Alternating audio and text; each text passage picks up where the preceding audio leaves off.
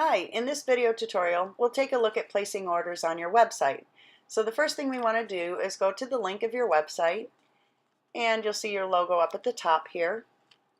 Now this particular site is a distributor's website, and you might be placing orders for many different customers from your site, or you might send customers here to place orders themselves. So there are no built-in logos. You would need to upload a logo for the order that you are creating. If this was a customer's website, their logo would be at the top and already be loaded into all of the products on their site. So the upload logo button will not be on their site. But you would click on the upload your logo here button and click on browse, and then you'd search for the logo that you want to upload, and you could find it and click open and click on upload, and the system will convert the file for you. And now you should be able to scroll down and see that the logo is on the products. Okay, so those are some of the top selling items we have. You might want to browse for some different products here, and you can do that up in the menu bar at the top. So let's just take a look now at some drinkware, and we'll see that the logo appears again on all of the products that we offer. And if you wanted to do a search for an item in particular, let's just say a t-shirt, you could type in the keyword up here, t-shirt, and click on the search icon. And now the system will pull up all of the t-shirts that we have available. And there's quite a few of them, so you could browse around and shop for just the right one you're looking for. So let's just say today we're looking at the adult high density t-shirt. Okay, now you'll notice on the left hand side here underneath the image of the product there's a description of the product, and we look over here for all of the different colors that this product comes in. There's quite a selection on this particular item, and let's just say we want to go with a darker gray on this, so I'll select here, and I see it's athletic heather. Okay, and now I want to put in my sizes and quantities, so I'm good with the small, but I want 24 pieces, so I'll put 24 in. I'm going to add more sizes and select my color, athletic heather. Now I look for mediums, and I want 48 pieces, and I'm going to add more, look for my color, and put in size large, and now I want 72 pieces of those, and that's good. I'm good with those. And here it's going to show the imprint method and the print location, and here I know my logo is 2 colors, so I'm going to drop down and select 2 colors, and I'm going to enter in the colors that I want my design to print in, and I know my PMS colors, so I'm going to put them in. And if I don't know my PMS colors, I could just put in the color names, yellow and green, and our art department will match closest to your design as possible. And if I wanted to, I could click and look at some of the standard screen printing ink colors that are used, and I could look up different PMS colors here. And if your design exceeds the maximum number of colors shown for a product, or if you need additional imprint locations, or if you have special art requests, contact your distributor, and if you're a distributor, please contact the supplier. And if I want to customize my logo, I could click on Customize It. And here, the customization window will come up, and I could add text, image, or shape to my design. So let's just say I want to add text. I click on Text. I type in what text I want on my design, and I can come over here and move it around and position it where I want it. I can change the font, and look at that. Okay, and there's multiple different fonts to choose from here. Okay, so I could also change the font size manually here, or I could go back to the image and I could stretch it, move it around until it's just the way I want it, and I could make the type bold, or I could italicize it, or I could also select to align it left, center, or right in the text box. And I could also select another ink color I want it to print in. And I could play around and look at different colors. But let's just stick with black here.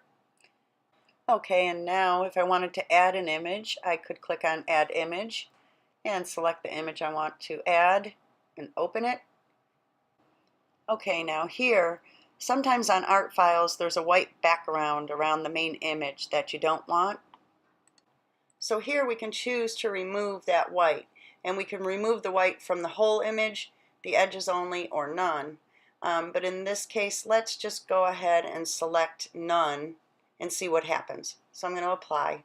Now my image comes in, and sure enough I see a white background around there, and I don't want that, so I select it. I'm going to delete my image, and I'm going to do this again, and I'm going to go back to Add Image, select the image I want, and open. And now I'm going to select Edges Only. I want to remove the white from the edges of my image that I want to bring in here. Sometimes if there's white in your design, you want to be very careful about removing white. You don't want to remove all of the white of your design, so be careful when you select one of these.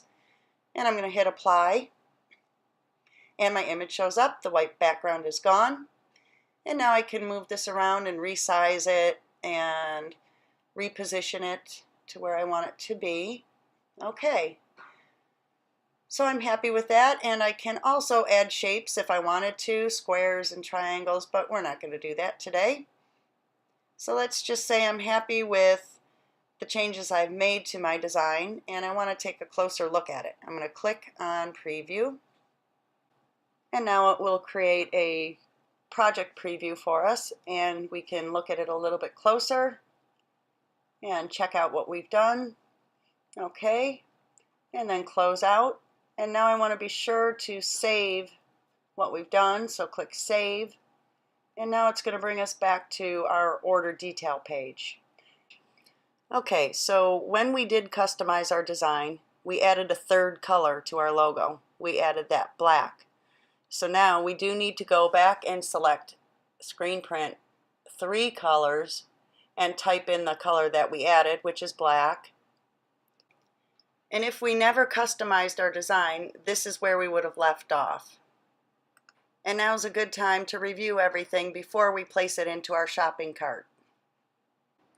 And we could scroll to the bottom and look at the pricing and see that our setups are free, look at our totals, and we can even look at different quantity breaks and pricing breaks to see what we could save if we place different order quantities. So now I think we're good, and we can click on Add to Cart, and the View Cart button will come up, and now we can click on that. Okay, so now we are inside of our shopping cart, and on the right hand side here we can see that all of the items we've selected are here, and they are broken down by size and quantity. And if we go to the left hand side of the screen, we look at the contact details, and if you logged into your account at the beginning of the order, this information will automatically fill in. So the contact information is the name, email, phone number, and company name if you had put it in. Okay, and now we want to review the billing address, and we just want to make sure that that's all correct, and if it isn't, you can type in the correct information here. And we look at the shipping method. Now you'll notice standard shipping is included in the pricing, but you can select rush shipping if you need to for 3 days or a week. And then the shipping details, if they're same as the billing address, that would be clicked. But if you needed to ship it somewhere else, you could manually enter that information there. Let's just leave it at same as billing address for now. And let's update just to be sure we're all set and good to go. And it brings us back to the top of our page, and now we can scroll down to the bottom and we can click Continue to Checkout. And now we go to our payment page, and we'll see the billing address at the top, and we can edit that if we need to here. And then we select our form of payment, and in this case we'll just choose on account. You would choose this method if your customer is set up with you on terms. If they're not, or if this order will be paid for by credit card, you would just choose credit card, and it will bring you to a window to select PayPal as the method of payment.